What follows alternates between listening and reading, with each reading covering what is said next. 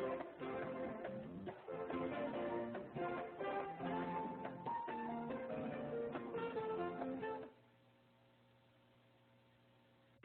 ladies and gentlemen. Thank you for standing by. Welcome to today's web seminar. If you're experiencing technical difficulties joining the WebEx session today, please dial 866-229-3239. During the presentation, all participants will be in a listen-only mode. Feel free to submit written questions at any time by using the Q&A window located in the lower right-hand corner of your screen. Type your question into the box at the bottom and click the Send button. Please be sure to address your questions to all panelists. Please note that today's presentation is being recorded. And now, without further ado, I'll hand the call over to Constance Corll, Director of Marketing for Supply Chain Insights. Constance, you have the floor. Thank you, Jennifer, and welcome all to Big Data, a Problem or an Opportunity webinar by Supply Chain Insights. I am happy to be your host for today. Before we get started, I just wanted to go over a few details. Today's agenda includes Lora Cecere, founder and CEO of Supply Chain Insights, leading the presentation, sharing results from the same titled Supply Chain Insights Research Report.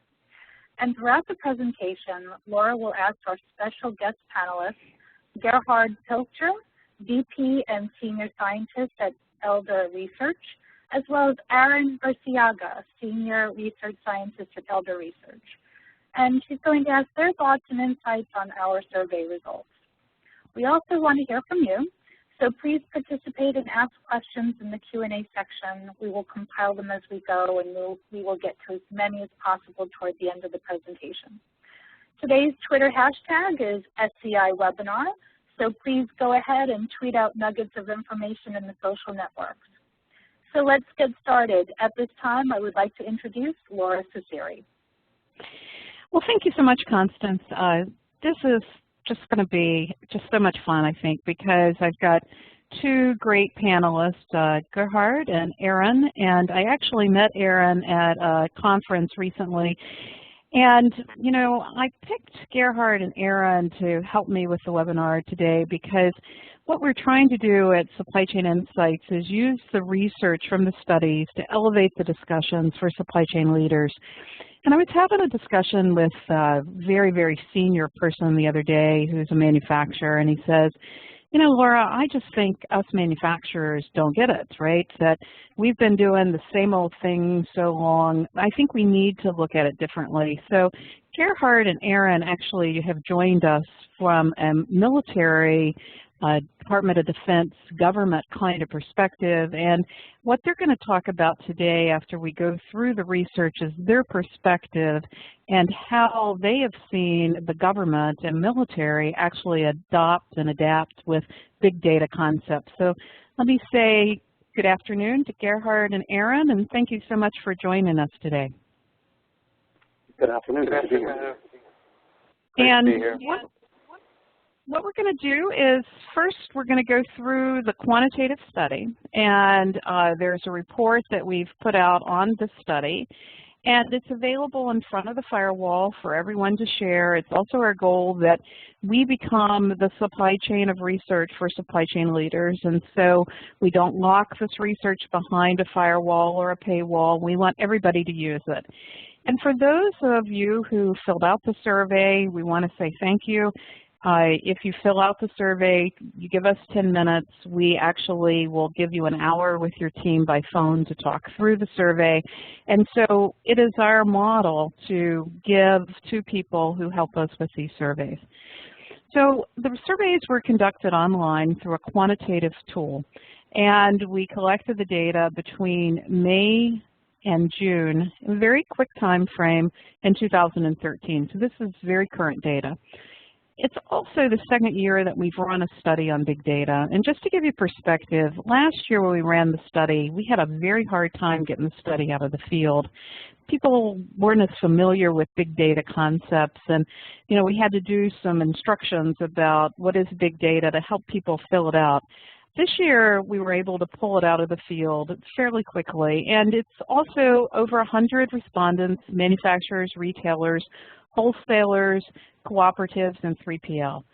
Now, to get into the study, we asked people to self-assess themselves, and we wanted to know on a scale of 1 through 5 how familiar they were with big data. And so if they answered 0 or 1, then we did not allow them to continue on the survey. And the other thing we try to do in our quantitative surveys is be very clear on definitions. And so by big data, we mean extremely large data sets that enable companies to sense, analyze, and better respond to market changes. These data sets are usually larger than a petabyte of data, and we actually found that 15% of companies have databases today greater than a petabyte of data. And they involve data from disparate data sources, so variety of data, structured and unstructured data, sensor data, image data, and other forms of visualization. So we're trying to get at how people are viewing the changes in both data volume, data variety, and data velocity. And, you know, many people will use the term big data loosely. In fact, I laugh. I do a lot of briefings with technologists and consultants, and, you know, every slide today has big data on it, you know, and when I ask them what they mean by big data, I usually hear this pregnant pause, right?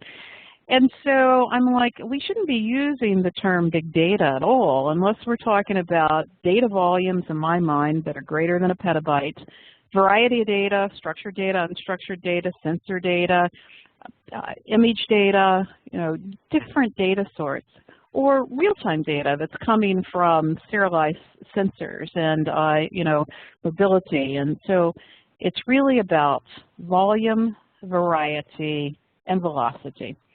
The other thing we tested in the survey was the ability for people to have greater maturity with big data if they have had maturity with master data management. You know, master data management has really been kind of an ugly kind of a program that's been going on in many companies for a long time. And we wanted to see if the people that had greater maturity in master data management were also more mature in big data, and we found out that they were. So with that, I'm going to get into the study. I'm going to spend 15 minutes with the study results, and then I'm going to ask my 2 guest panelists to give their view on the study from their DoD and government experience. So first of all, being a researcher, I just want to share a little bit about the demographics. There were 59% manufacturers, 26% retailers, and then distributors and 3PLs in the study. They were spread across discrete process and retail industries. However, we found that most of the respondents to the study were actually from large companies, greater than $4 billion in revenue, and 20,000 employees on average. So we actually found that the larger companies tended to self-assess in to a greater degree than the smaller companies.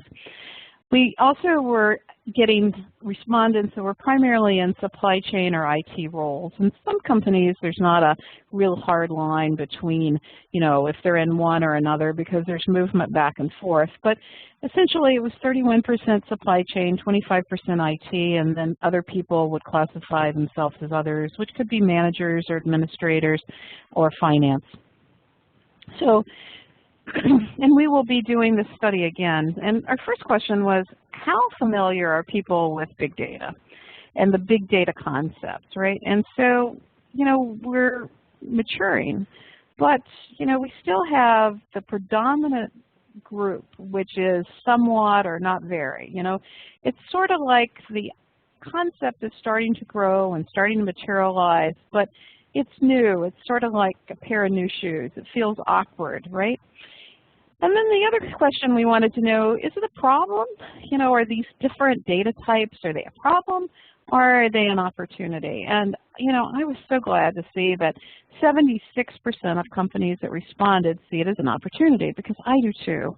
You know, if I look at what we can do with all of these new data forms that don't fit into relational databases, I just get so excited. It's our pathway to customer-centric supply chains. It's the pathway for being able to deal with counterfeit and serialization and cold chain. So many opportunities. And so I was really really invigorated to see that 76% of respondents see it as a big data opportunity. And the people that are in an IT role have a greater tendency to see it as a problem than an opportunity. And one of the things I want to do is to help supply chain leaders to really capture how this could be their opportunity to really drive revenue and to power off of what I call the plateau of supply chain effectiveness right now, because most companies are stuck. They're unable to balance cycles and complexity and profitability, and I think big data is one of the ways that we can really move off of that plateau that many companies are on today. So when we ask companies, do you have a big data initiative? This would be a cross-functional team that is really looking at your big data, either problem or opportunity. And 28% of companies today do, and 37% plan to.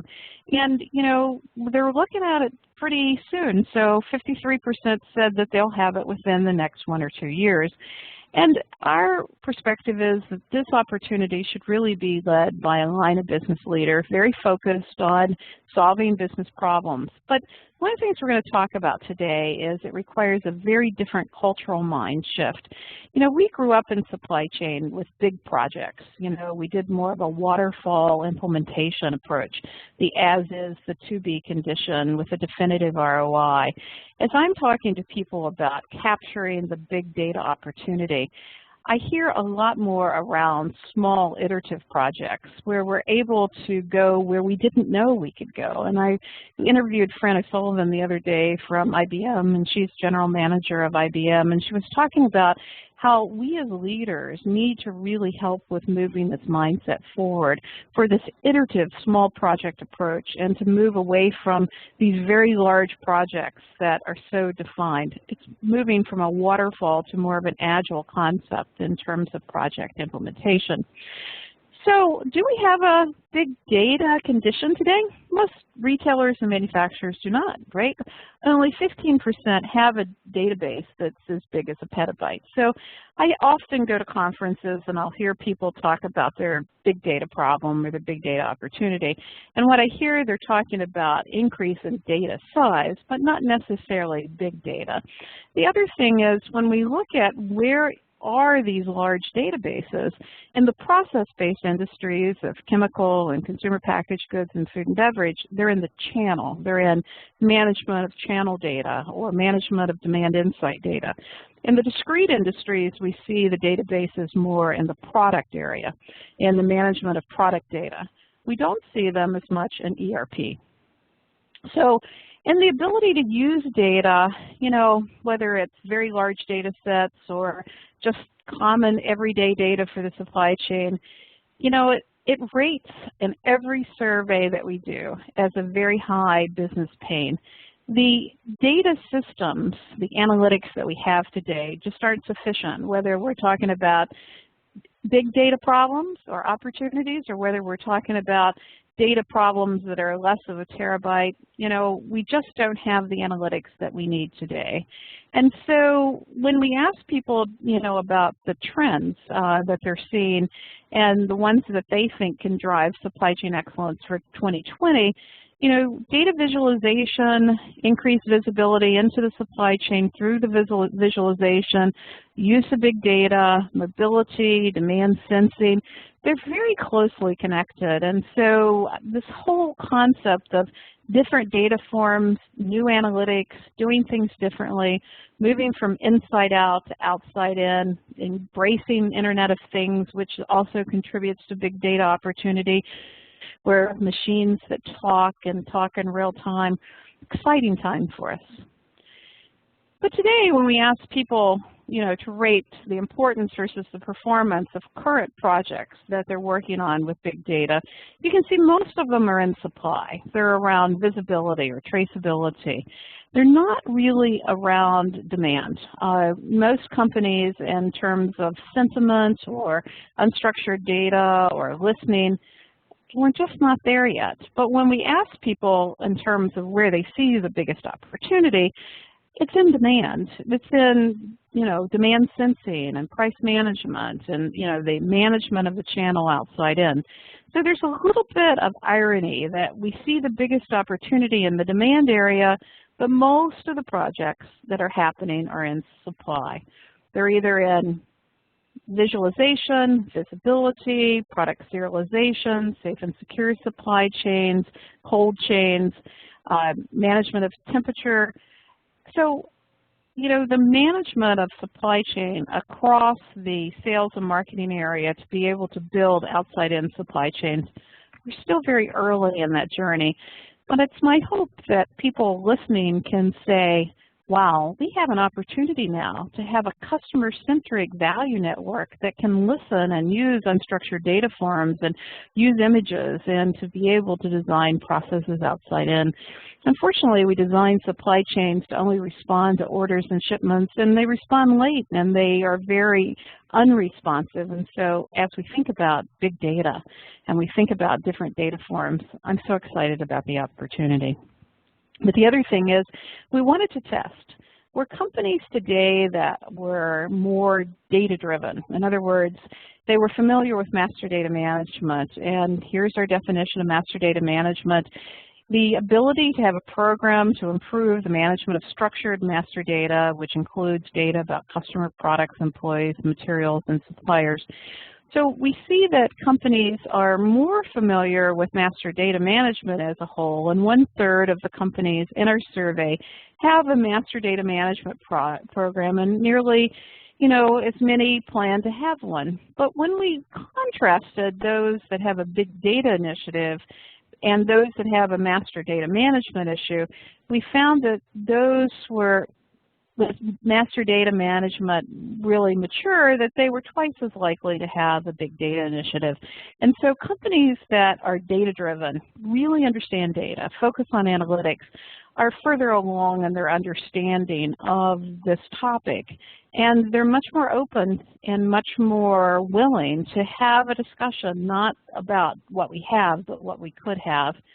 And we also see that companies that have a master data management program actually rate themselves better on a self-assessment in terms of the use of data.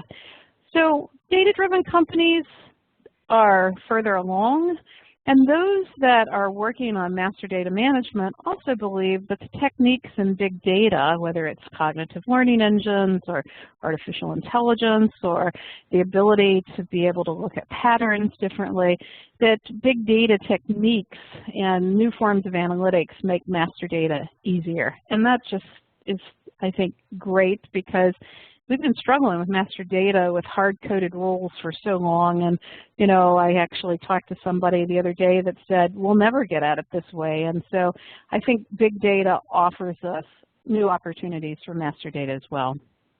So in summary, before I turn it over to Gerhard and Aaron, who have had a lot of experience with the government and working in large data sets, I just want to tell you where I believe this data opens up the door for us.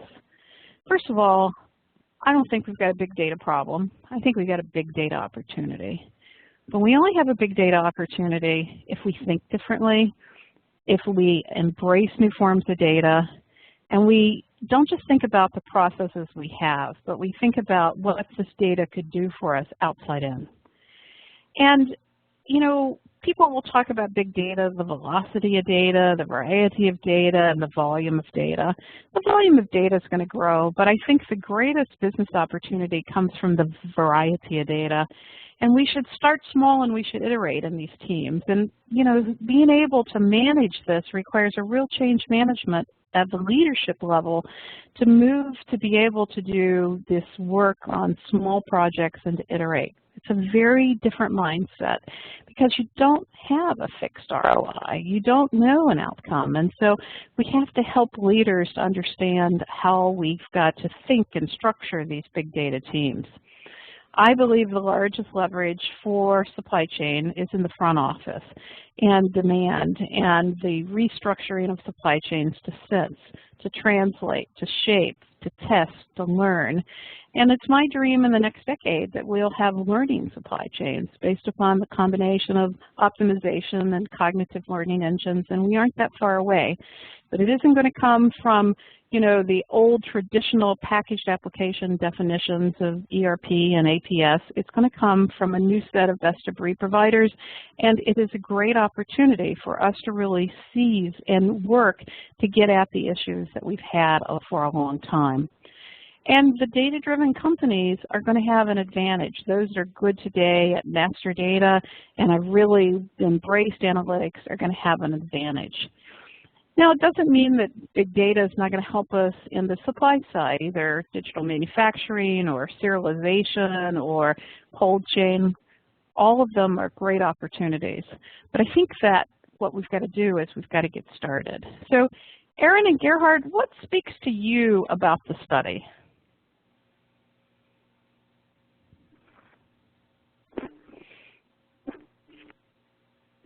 Are you guys there?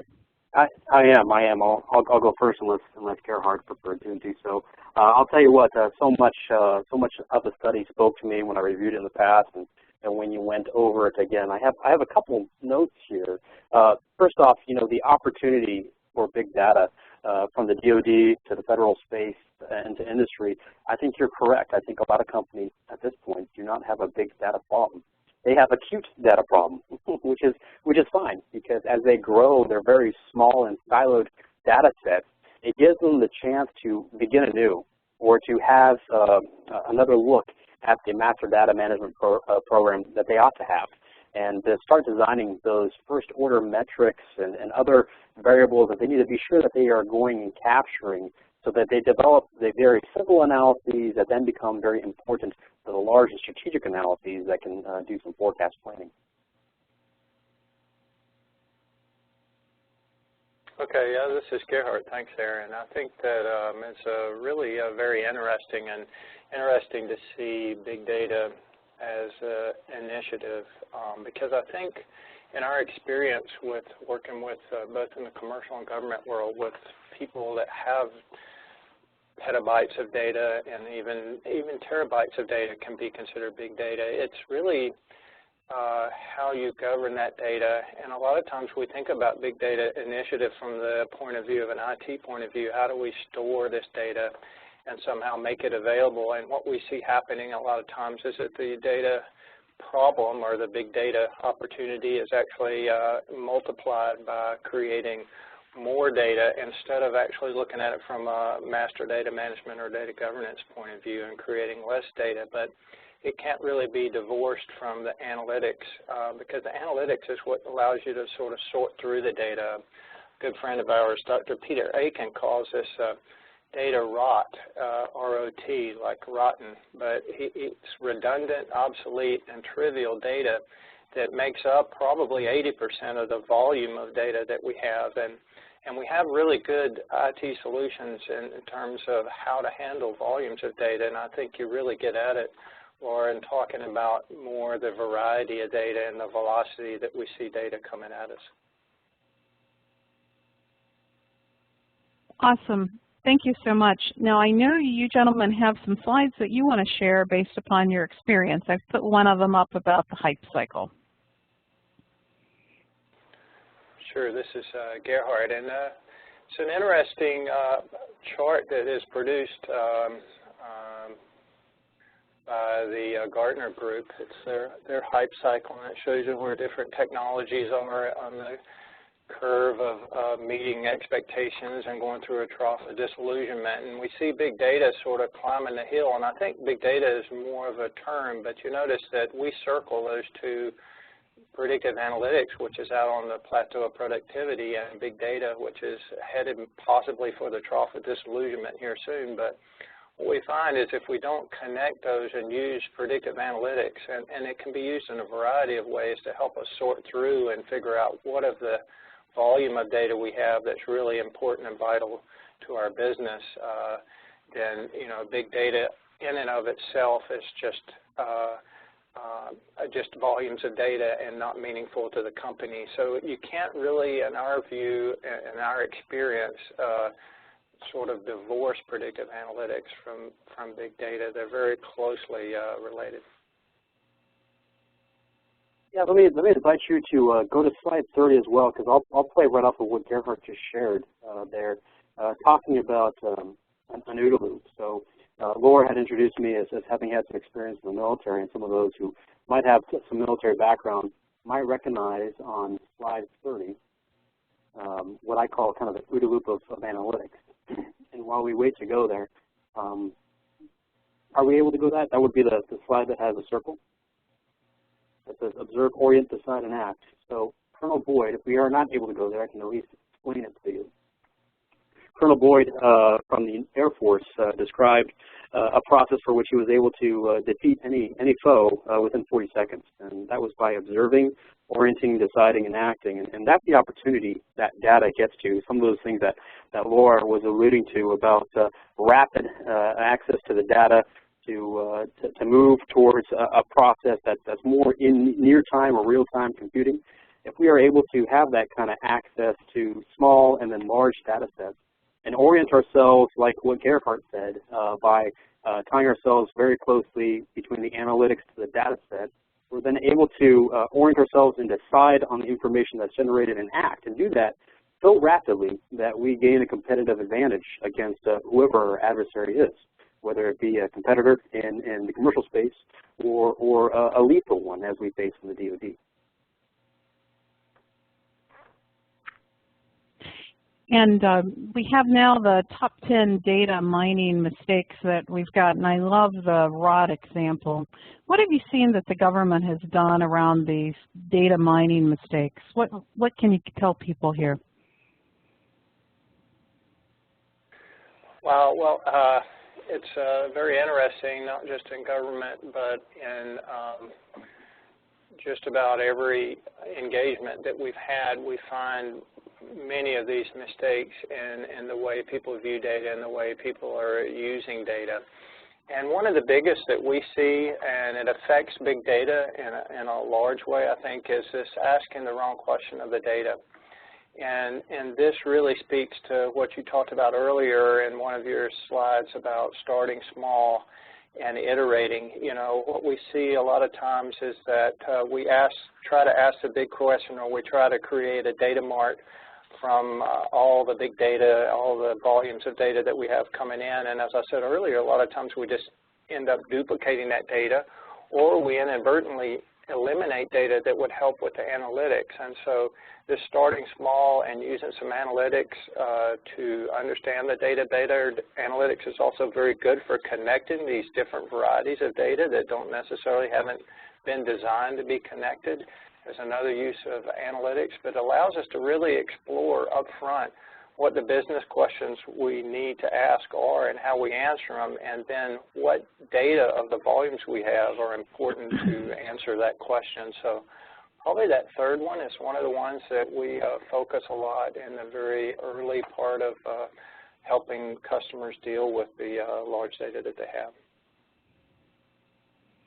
A point that I was going to make, and I had noted about the comments on the ERPs, that ties along with what Gerhard said about asking the wrong question, perhaps not understanding what the data will do for you. You know, with the ERPs that the services pursued, they ran well over cost, and it seemed to be that we were gathering data for data's sake.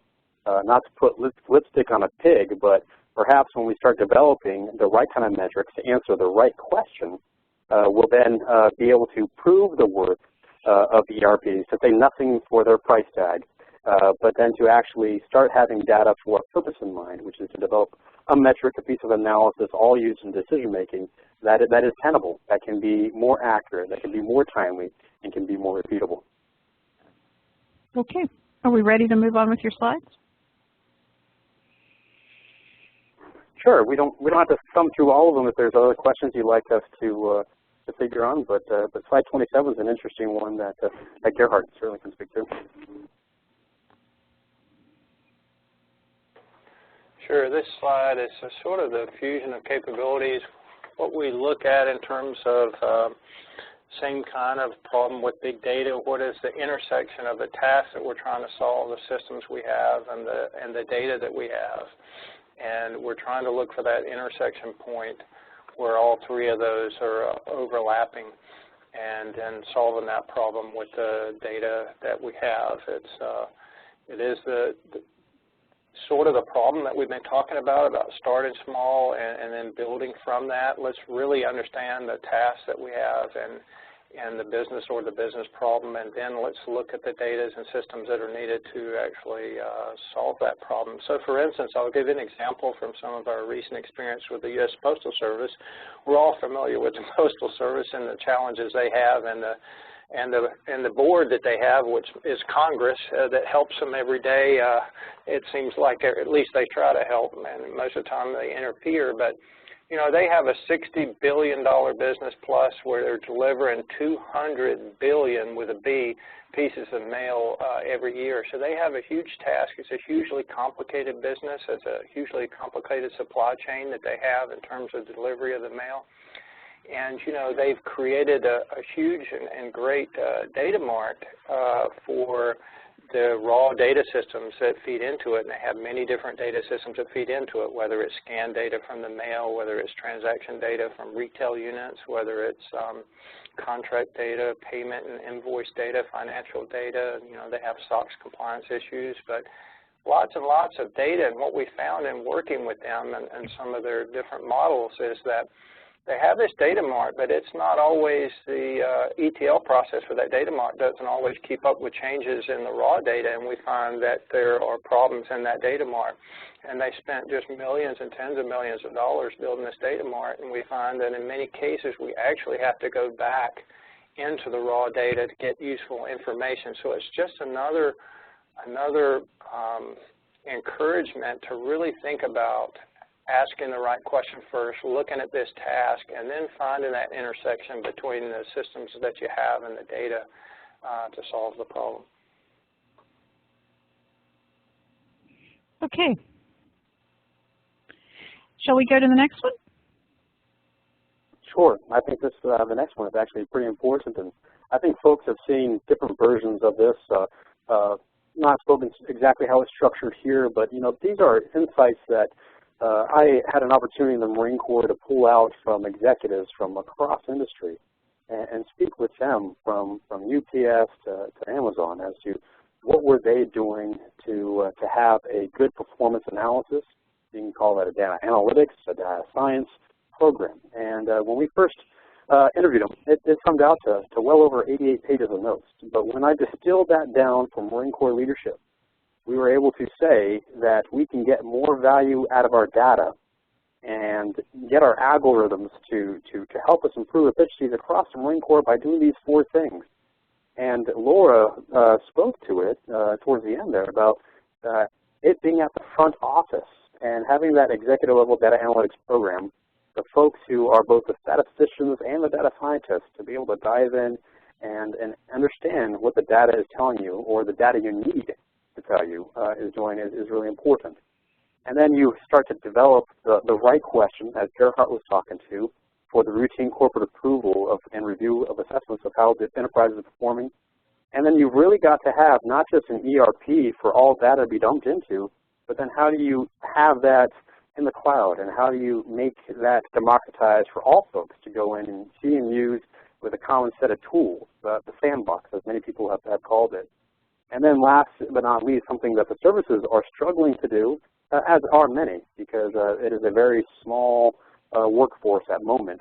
How do you identify, track, incentivize, and keep that workforce of analysts that are going to help you grow your program over time? And so I would say that those are pretty close to what I've read in books and articles, and I would suggest that if you were to adopt those 4, you might put yourself on a good trajectory.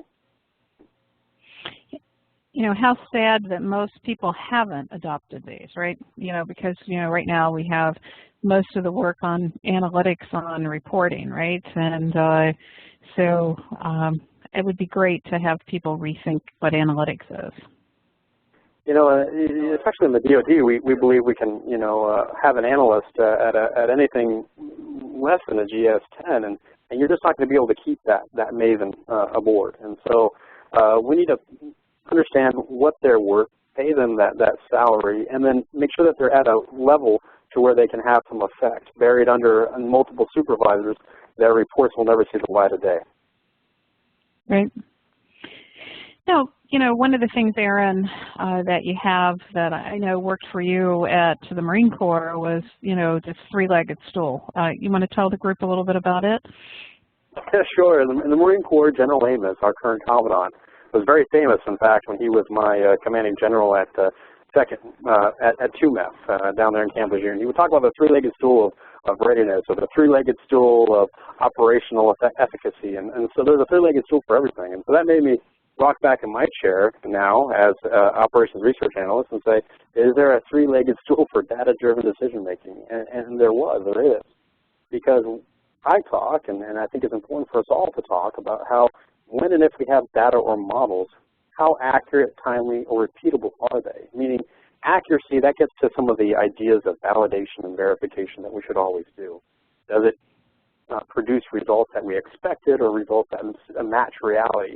Is it timely? Meaning if a leader, one of those decision makers or generals, were to have us do some exploratory analysis or reconfigure the model to answer an itch that they got, are we able to reconfigure it and rerun the solution so it doesn't take 3 months or 3 weeks to come up with something new, but we can do it on demand, or at least overnight in a hotel lobby, as I had the opportunity to do for the Marine Corps?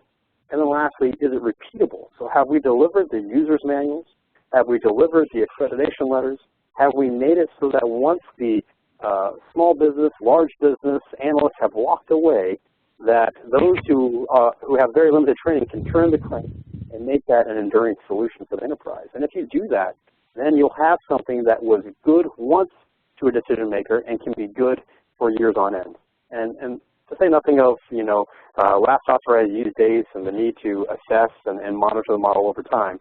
But if we can adopt those three stools, the data-driven decision-making information that someone considers, I think, can be relied upon. Any one of those alone, the stool will tip. Right. And then I think this is the loop, Aaron, that you were talking about, this loop of analytics. Yeah, I spoke to it earlier, and I don't know if we need to talk about it some more, but I hope you all can see that by having the in-database processing, by moving to the cloud, by having quick access to the data, those models that are deployed, you can observe, orient, decide, and act in rapid fashion, and not have analysis paralysis or be, you know, climbing over data sets for 8 weeks on end. Right. Yeah, if I could just add a little bit to that, or in this era, what we have found, we did a study of our own company over the last 18 years and found that, you know, 90 to 95% of the time we were able to provide a analytically, technically correct solution, a solution to the problem we were asked to solve. But that only translated to about 70% of success for our clients. And the reason was, when we explored that more deeply, was why is that happening? And what we found is most of the time the results were not produced in a way that was intuitive and easy for the people who could actually take action on those results to do something about. So it may have gotten a report shuffled or an Excel spreadsheet or something to some management teams, but the people who could actually act on the results of the analytics weren't able to see that data. And it's not that you just give them the result of the analytics, but you give them some contextual information around that and allow them to use their human brain power, which is so much more deep than a computer, to actually say, okay, how do I act on those results? How do I make a decision on the results that we presented? And there's some of our customers have done some return on investment studies and found that just the visualization itself, if you compared the actions before the visualization was complete when they had a model, and then after the visualization was deployed, we've seen reductions in work time of 35% for a particular type of investigation. We've seen higher dollar amount investigations being closed.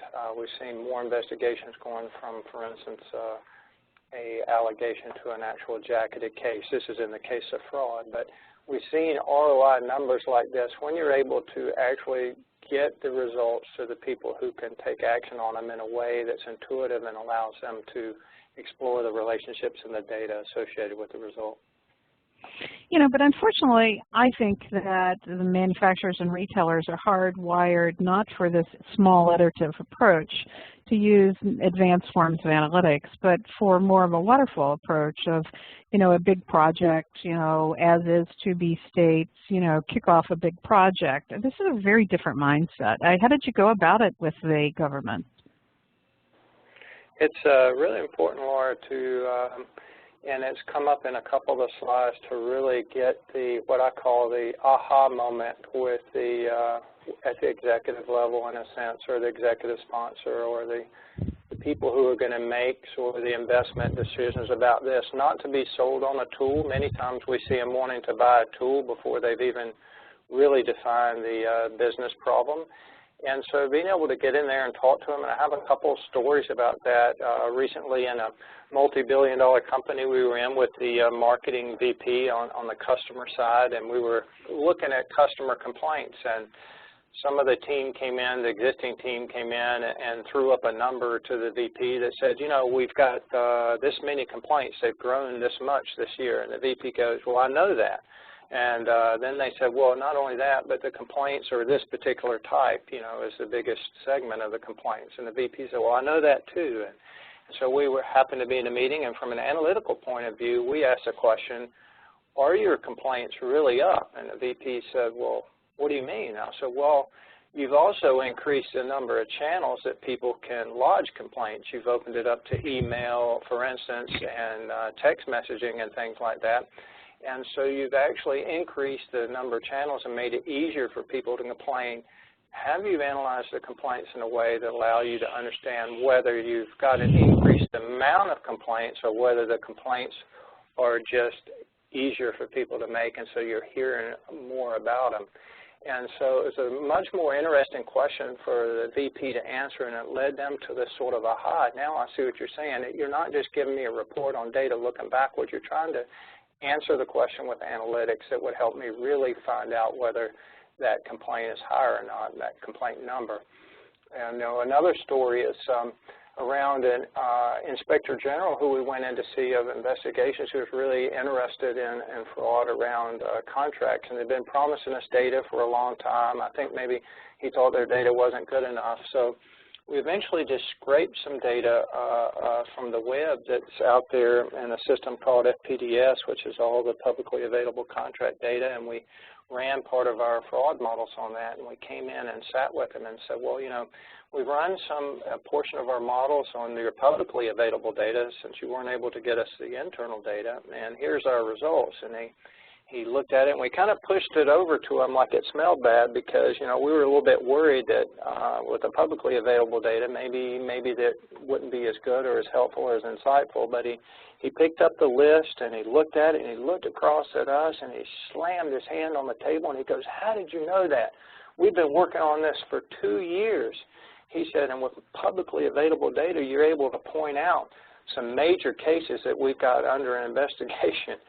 And so for him, it was another aha moment that, hey, I don't necessarily need to spend $10 million on something. I can do some little bit of researchy or a proof of concept to try to answer some of the harder questions that I have and really gain some insight and start to pick the ones that are going to matter the most to me in my business.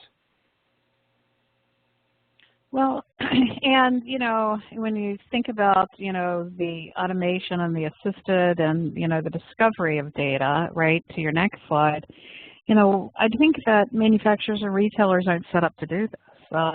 You know, we've been so used to processing transactional data, and we're so used to thinking about applications with relational databases. And, you know, we don't have teams that are really set up to do this discovery. And what's your recommendation about how to get started? Well, I think there was a great question that got to this point, and so I was excited for us to get to slide 31. The question was, where does online transaction processing marry up with online analytics processing? So I would say this slide speaks to that specifically. And so let me just paint the picture and then talk about how we get after it. This slide is meant to convey the fact that it would be great for us to frame out that kind of near or real-time processing on business intelligence and other models that have been accredited so that we can have that automated space we can go and explore and revisit throughout the days and weeks to frame our decision making. Now when we start getting to terabytes and petabytes of information, that might take a little bit more of an assistance of a data scientist to walk you through, step you through the analysis, and then truly when you get to petabytes, exabytes, and someday yottabytes perhaps, it's going to be a discovery process. That will take you days, months, and perhaps up to a year. But where we are in a sense, in the DoD today and other places is we got folks tripping over kilobytes and gigabytes, terabytes of data. And when they do that, when it takes them more than an hour, a day, or a month to get after those sets, they're really living in ignorance. And that ignorance is to the processes, to the MDM, to the analytics that they should have to have more rapid generation of decision-making information. And then hopefully that over time, as folks begin to install those online analytics and transaction processing, they'll be able to provide with leadership a very good set of information so that if information is missing for whatever reason down the road, leadership will have become trained in analytics and will have seen so many things that they'll have vision to look backwards when they are waiting on analysis to be delivered to them or when they are waiting on data and be able to make better decisions based on really a regression of previous decisions. And so how do you get after it? I believe first you have to look yourself in the mirror and admit, I've got a data problem. And when you admit that you have a data problem or perhaps even a performance metrics problem, how do you start to develop that in a framework that you can then go and know what you have to mine from your data repositories and then construct a larger analytics program? Well, like the picture that you sent us, Aaron, you can't put your head in the sand, right? But, you know, it doesn't happen. I mean, if I think about manufacturers and retailers, we've grown up believing that we'll buy packaged applications and that packaged applications have, you know, the best practices embedded in them. And term analytics primarily in manufacturing and retailers means reporting, right? And so the evolution of cognitive learning engines, artificial intelligence, advanced optimization, even though a lot of people have bought optimization, they still use spreadsheets and they don't realize that they can't model complex systems of supply chains in a spreadsheet. You know, how do we move from that kind of mindset to thinking about sandboxes and discovery and use of new tools in small iterative projects? It's really tough, Laura. Then the most success we've seen is when internally the management team realizes that, hey, we're really good and we have great subject matter expertise about our particular industry, our particular supply chain, our particular manufacturing, whatever it happens to be. But let's get some people in who really understand how to start to build analytics in a small way. And it really is getting to those people, and it's come up time and time again in our slides and conversation today, that we really need to convince the people who are making the decisions about this that, hey, this is a different way to approach it. And we've gone in and done a lot of knowledge transfer and helped groups get started like this ourselves and seen other companies do the same thing. But that is where the most success happens, when you realize that your specialty is your particular industry and the job that you do, and you can bring in other people to help. You know, not too long ago we were asked to come in by Capital One, and they have really brilliant quantitative people around credit risk and know credit risk very well, and asked us, can you come in and look at our models and compete against, you know, a dozen of our models? And we said, sure, you know, we'll come in.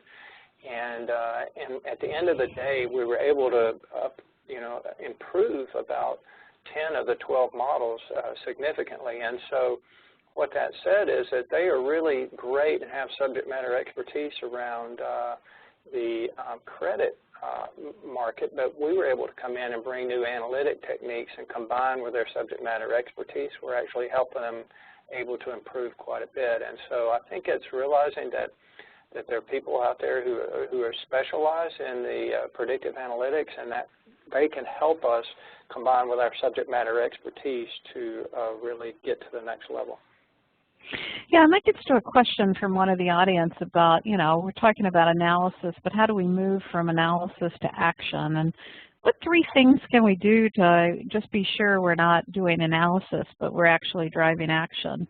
Because one of the things that's my observation in the market is that there are a lot of people that talk big data, but that most of the more advanced analytic techniques and understanding is really with small boutique firms. Your thoughts, how can people move from analysis to action? I was going to play off of some of those things that Gerhard was just talking about, and you're right, optimization is something that people, is a word that maybe is misunderstood, and oftentimes what they are doing in those things that they call optimization is really just assignment, especially in the supply chain, assignment of resources. I would call it moving on from winning battles. So we have small boutique solutions or maybe smaller enterprises, siloed data and siloed analytics activities. Certainly winning battles, but they're not winning wars. So the company, the whole corporation needs to step back and develop that larger campaign plan for how these analyses and how this data is federated and complementary, and so that you just don't have cylinders of excellence, but instead the corporate campaign plan for winning the war, for killing the opponent with their analytics. Aaron, any thoughts about how you drive from analysis to really being able to drive action? I guess this is Gerhard. I don't know if you directed it to me or not, but I think it goes back, and we talked about this a little bit before. If you can't get the results of analytics to the people who can take action on them, then you won't get to the action point. So in one case, we've developed a visualization that goes out to 1,200 investigators and auditors, and they can directly pull up all the analytic results and explore around them. And so it really, that next step, and we found that in our own study over 18 years, makes the biggest difference in creating the action around the analytics. And the second half of that, which really comes before it, is really the horse, not the cart, is that you ask the right business question. You tackle a business problem that's going to have an impact for the organization. One of the things you mentioned earlier was this idea that demand has not been tackled. The reason demand has probably not been tackled is a much harder problem, and it deals more around with human behaviors and uncertainty than some of the other more deterministic problems that you can solve in the supply chain. And so that's probably one of the reasons that hasn't been tackled, but that probably means there's a lot of low-hanging fruit there that would allow you to make great gains.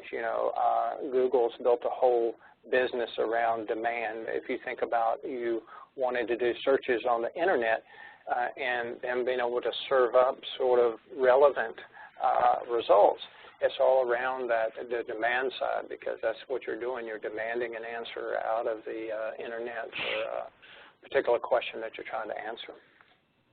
Well, and I think one of the issues as we think about the big data opportunity is I think most supply chain professionals don't understand latency. And supply chain systems were built with inherent latency.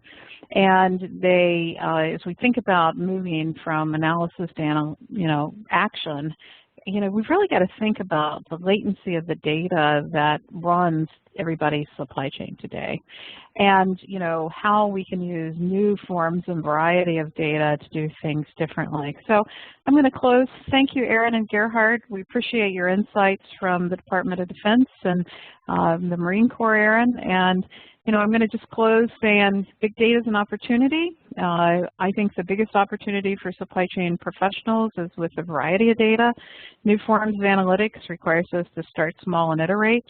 I think our biggest opportunities in the front office, and that data-driven companies have an advantage. I also want to remind people that we will continue the discussion on big data at our Supply Chain Insights Global Summit, which will be at September 11th and 12th. And we have a big data panel. We also have work around social and the integration of social signals into the supply chain, and a focus on risk mitigation and climate change, and also digital manufacturing, all of which are data-driven problems looking at data very differently as it ties to the supply chain. We also have our webinar next week where we're going to be talking about the role of the store, and again, the role of the store changes dramatically with images and some of the new techniques to look at store productivity. And then we follow that with a webinar on supply chain talents, and then we are in a countdown on the supply chain index for our conference.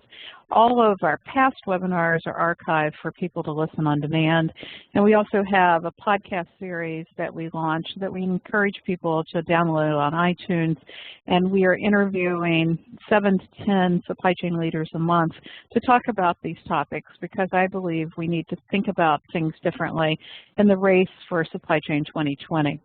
Again, thank you very much for your support, for filling out the survey, and continue to follow us on both the Supply Chain Insights community, on our website, and on my blog. Thank you very much, Aaron and Gerhard. Let's sign off for today. Thank you, everybody.